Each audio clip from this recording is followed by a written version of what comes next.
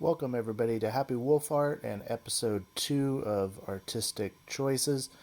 This week we're going to be looking at Swamp Thing Love and Death from Alan Moore.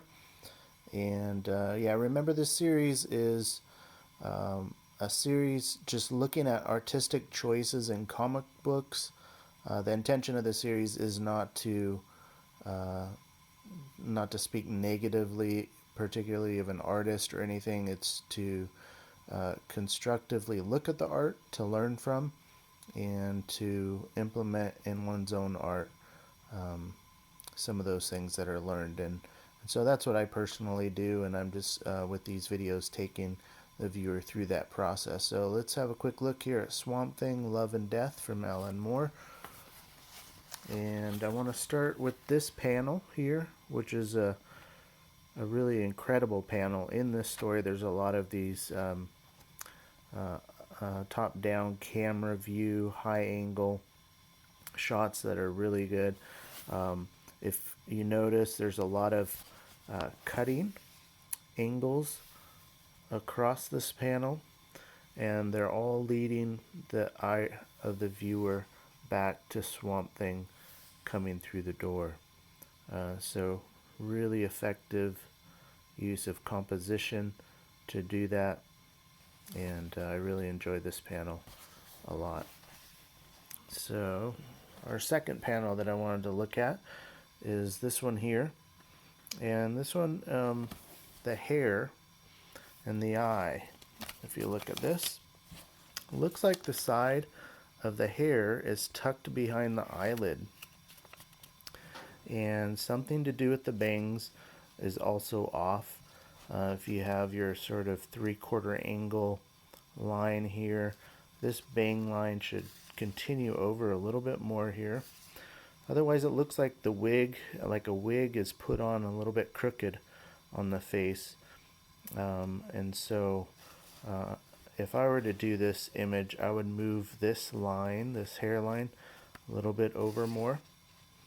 And I would also flesh out her cheek and chin line a little bit.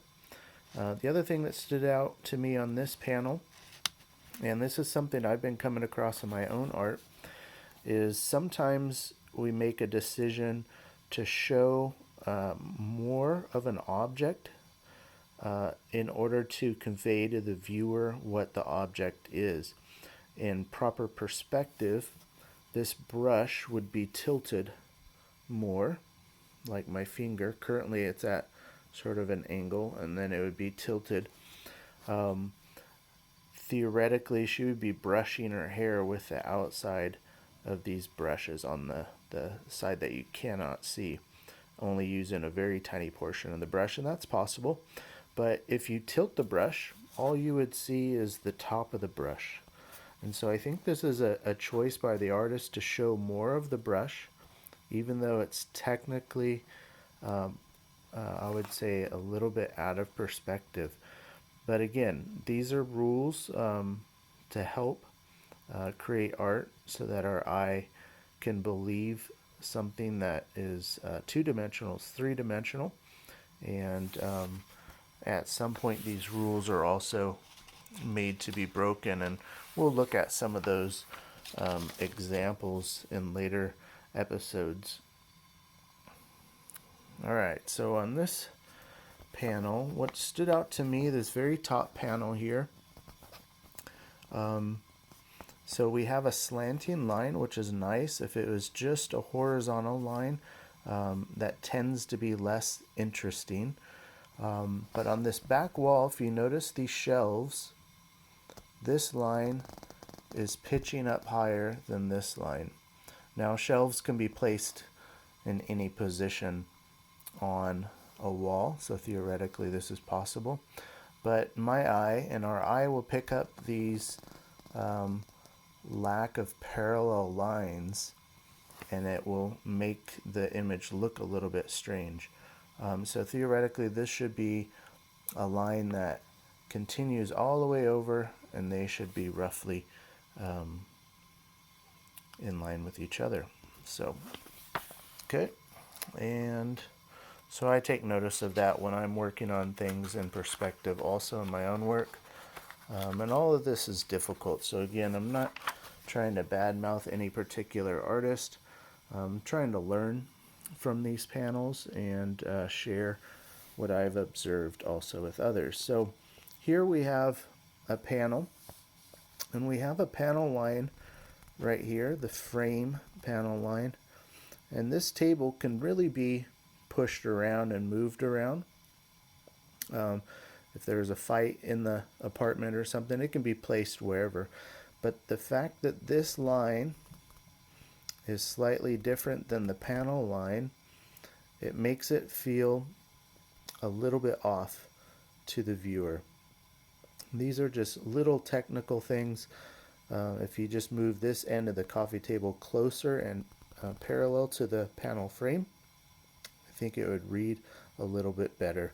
And also these couch horizontal lines should be pretty much in line, and I think they are, enough to where they don't stand out to the naked eye. Okay. All right, and let's have a quick look at another panel here. Let me turn the page.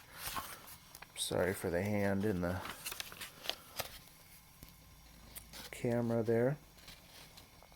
So what I noticed on this page, and this is a difficult scene to convey properly. I don't know that they had the digital panel options that artists do have today, but if you notice this crack, this corner of the two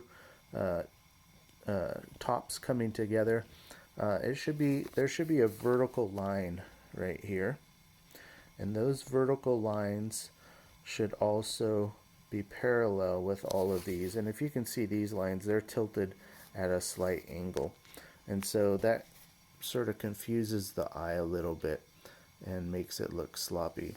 The other thing I noticed in this piece is, if you see this sink, it's overlapping the edge here, and then here it's pulled away from the edge, and that is all possible if somebody set the sink wrong, right? But we want to be consistent with our lines, and so I would continue this gap here in front of the sink all the way back, and I think that would read better as an image. So anyways, these are all just different rules and techniques that we can apply to our own art. Theoretically, we can look at this as being a little bit strange too, but yeah, we just take notice of these things and do our best to incorporate what we learn from other artists. And this book, Swamp Thing, Love and Death, there's a lot of sort of architectural stuff and rooms and all that, and so that's why perspective is, I think, a little bit more important on this. When they're out in the swamp, not so much, but when they're indoors, it does play a more significant role. So anyways, hope you enjoyed the video. Give the video a like if you are so inclined. Also click and subscribe, and we'll talk to you again soon. Thanks.